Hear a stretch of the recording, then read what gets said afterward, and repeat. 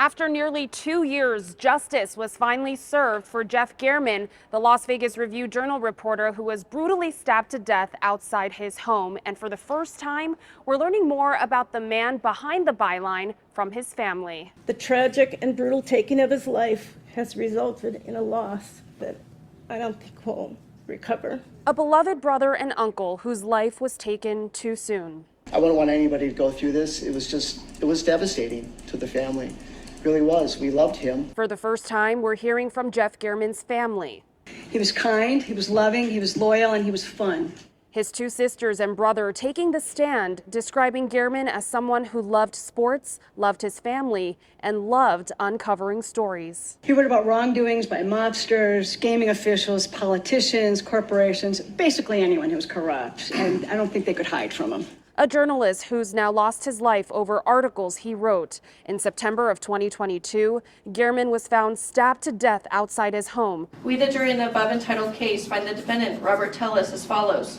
Murder with use of a deadly weapon, victim 60 years of age or older, guilty. On Wednesday, a jury found former Clark County Public Administrator Robert Tellis guilty of murdering Gehrman. I never imagined that Jeff himself would have become a national headline news story for his murder by a cold-blooded elected city official in broad daylight.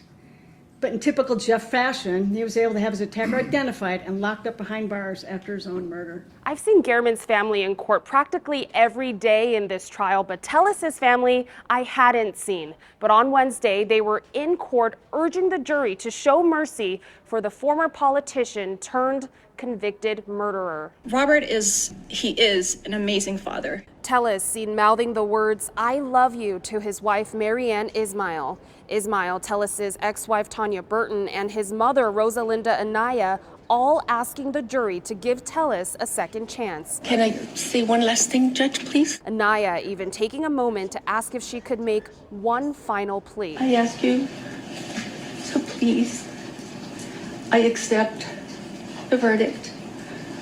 And if you could please give my son a chance of parole.